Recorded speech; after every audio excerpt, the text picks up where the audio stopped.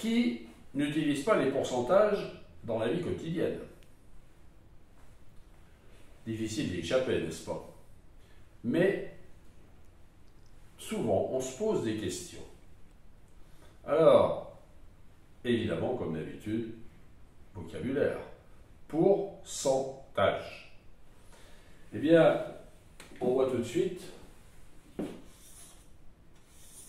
que on va parler de pourcent. Déjà, ce qu'il faut savoir, c'est que le pourcentage, quand on parle de pourcentage, c'est une fiction. Ça paraît bizarre de parler de fiction en maths, hein. On est plutôt dans très terre à terre. Eh bien oui, c'est une fiction. Pourquoi? C'est quand on vous dit qu'il y a 15% de matière grasse dans le camembert. Où sont les 15 et le 100?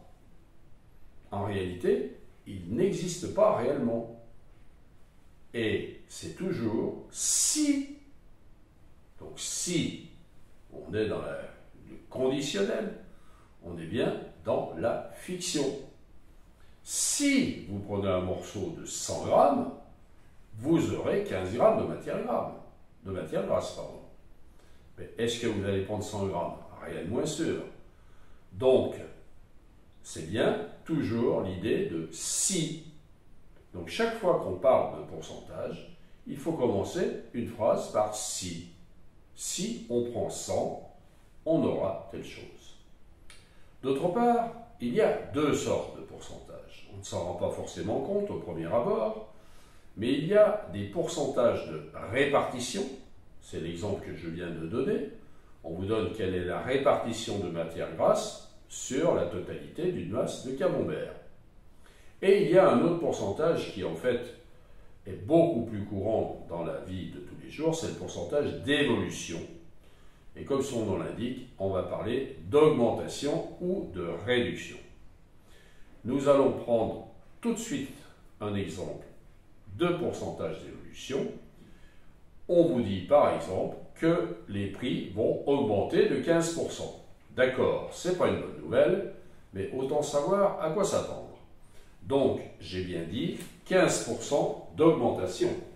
Et là, on va pouvoir dire notre phrase. Comment on traduit ça? 15% d'augmentation.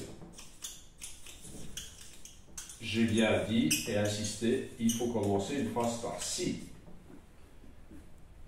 Dans cette histoire, on voit bien un 15. Le 100, il est symbolisé par ça, mais il y est.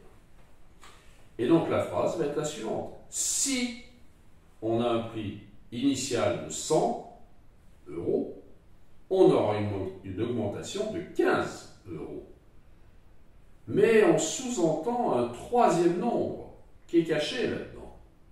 C'est que si vous avez un prix de 100 qui augmente de 15, vous aurez donc un prix final de 115. Et c'est pour ça que j'ai préparé un tableau avec 3 lignes. Dans la première ligne, on va parler du prix initial. On va parler dans la deuxième ligne de l'augmentation. Et dans la troisième ligne, du prix final. Je peux tout de suite reporter dans le tableau les informations que me donne cet outil. J'ai dit, si on a un prix initial de 100, on aura une augmentation de 15 et donc un prix final de 115. Finalement, ce qui nous intéresse, c'est le prix de départ et le prix d'arrivée. L'augmentation, évidemment, c'est important, mais on aime bien savoir combien on va payer finalement. Alors là, on peut déjà tout de suite trouver une solution extrêmement rapide qui nous permettra de passer d'un prix initial à un prix final en une seule opération. Par quel nombre faut-il multiplier 100 pour faire 115? Eh bien, comme pour n'importe quel autre exemple, si je passe de 3 à 6, par quel nombre je multiplie 3 pour faire 6? Je n'ai qu'à diviser 6 par 3 pour trouver la réponse qui est 2. Eh bien, pour passer de 100 à 115, je divise 115 par 100 et je vais trouver que, en une seule opération, je peux passer de la première ligne à la dernière ligne en multipliant par 1,15. Et ça n'est pas un détail, parce que ça va nous permettre la marche arrière aussi, qui est souvent très compliquée pour beaucoup. C'est si on connaît le prix final, comment retrouver le prix avant l'augmentation. Prenons un exemple. Si on a un prix de 80 €, et non pas de 100, puisque 100 c'est si on avait un prix de 100. Mais là, j'ai un article qui coûte 80 €, il va augmenter de 15%, combien vais-je payer? Eh bien, si on multiplie 80 par 1,15, donc 15% de 80, donc là, on peut faire l'opération, hein. Ça va nous faire, donc, on ne va pas mettre tous les chiffres après les virgules, puisqu'en euros, on ne mettra que les centimes et pas au-delà. Donc, on aura 8 fois 5, 40. Donc, ça fait un 0. 8 fois 1, 8. Et 4, 12. Et 8 fois 1, 1. Et un 9. Donc, on aura 92,00 €. On n'a fait qu'une seule opération. Et si on a le prix final, il suffira de diviser par 1,15 pour retrouver le prix initial. Donc voilà l'outil, l'arme absolue pour résoudre tous les problèmes d'augmentation ou de réduction en une seule opération.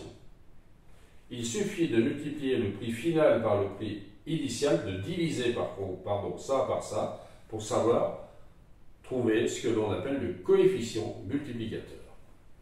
Donc voilà le plus important de ce que l'on peut dire sur les pourcentages. Il n'y a rien de mystérieux, mais pensez bien à dire la phrase magique: si on a un prix de 100, on augmente de 15 et la conséquence, on paiera 115. C'est à partir de là qu'on pourra trouver et résoudre les problèmes les plus courants. Merci pour votre patience et votre attention. Nous verrons dans la suite d'autres possibilités avec les pourcentages. Au revoir. Merci.